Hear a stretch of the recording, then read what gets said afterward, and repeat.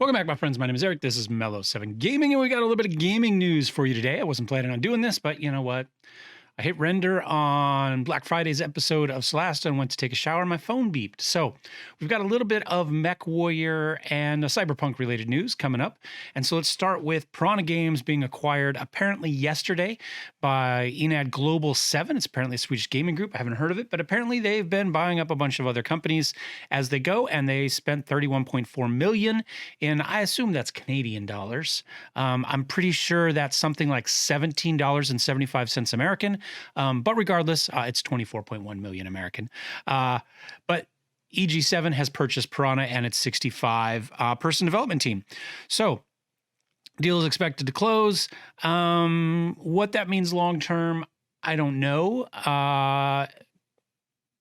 In theory, more money for development, but also potentially more influence or kind of fighting with that. Now, Piranha's had some trouble with publishers in the past, trying to interfere with what they're doing. So who knows how well they're going to play nice here. I've met a number of people, including Russ, on the Pirahna team.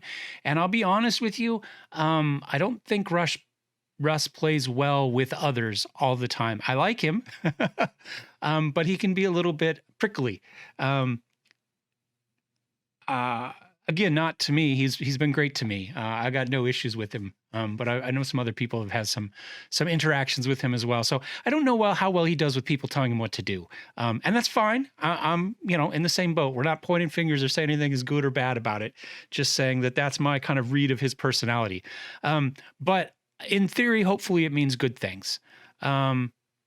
Potentially it says more money contingent on performance. So I guess 24 point paid 2/3 in cash and 1/3 in new. Okay, so they get a third of shares, and they get, 18 million in cash and potentially more money coming up. It doesn't actually say in this article how that contingency works or what that could be contingent on. Which, Brendan, if you're going to put something up here, you should explain it down here. I think that's just good journalism. But there we go. That's from Games Industry Biz.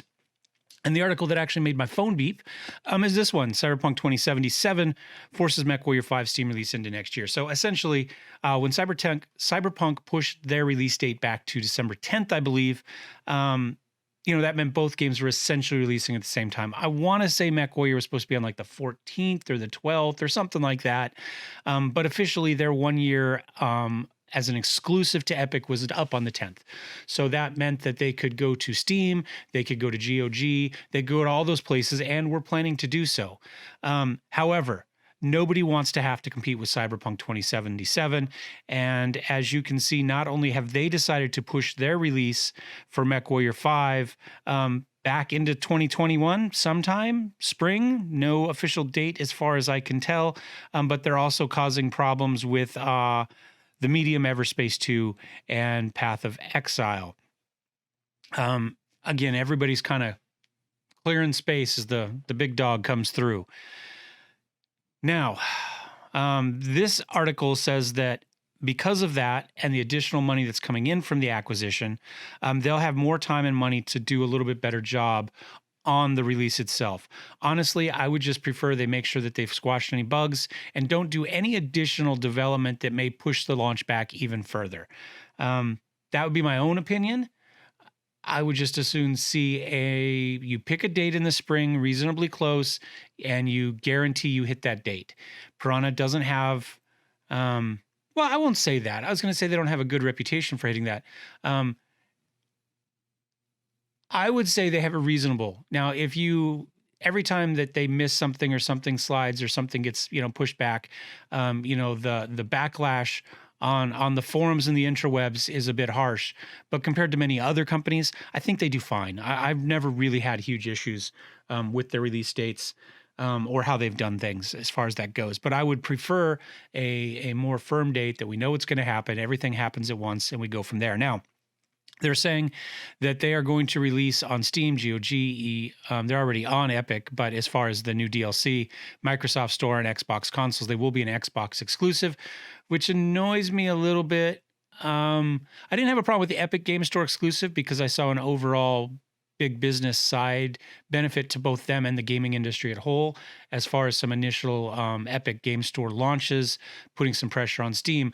I don't think this is going to make a big deal to PlayStation, which is my console of choice, in any way, shape, or form. It just means I won't be able to play it on my console of choice. It might mean some additional money for Pirahna, though. So I guess in that kind of industry, maybe. The Xbox looks great. I don't have a problem with it. I just would prefer not to have to buy every game console to play, the games I want to play. This is the selfish one. This was a not as selfish one. This one cost me nothing. For me, there's no negative whether it releases on Epic, whether it releases on GOG, or whether it releases on Steam. There's zero influence, or not influence. There's zero effect on me in that case. I just open a different game launcher, but it matters not. This one requires I spend an extra $500. So, yeah, is what it is. But they're going to add improvements, quality of life. Now, what that means for my channel personally is a bit ambiguous. I think probably short term, I'm better off with them launching at the same time as Cyberpunk does, because the big channels will all be focused on Cyberpunk, and most of the medium channels will be focused on Cyberpunk. However, for me, while I plan on doing a first look of Cyberpunk and I plan on playing Cyberpunk, I wasn't planning on doing a full long-term Let's Play run-through, because generally speaking, RPGs have been a flop on this channel. Solasta notwithstanding, which has done really well and kind of flipped stuff around. We've had a little bit of positivity out of Baldur's Gate. But Shadowrun essentially didn't move the bar at all. Planescape actively hurt the channel. When I've tried to do role-playing games, generally speaking, they don't do well. There are a lot of reading. We've played a bunch of them, actually. I'm trying to think of some of the other names, but because there's a lot of reading, there's a lot of downtime, there's not a lot of action. I think there's slower videos, and within a 20 to 30 minute kind of video length, they don't do really well. I don't think for anybody's channel, to be honest. I think you have to do it more or less like Ko does, where he does a long-term Twitch play where he's got everybody in and it's the Twitch stream that drives things, but he's getting 3, 4, 6, 8 hours of game time a day on that game, which allows you to see consistent changes rather than 30 minutes at a time, where you may have an episode that's just dialogue that doesn't really do a whole hell of a lot. So for me, I think short term, I'm better off with a MechWarrior 5 launch at the same time as Cyberpunk, where I have the market more or less to myself. Fewer eyes on the game, but those eyes belong to myself, Baradul, No Guts, No Galaxy, channels that are very much Battletech specific channels. We don't have to share with the big boys.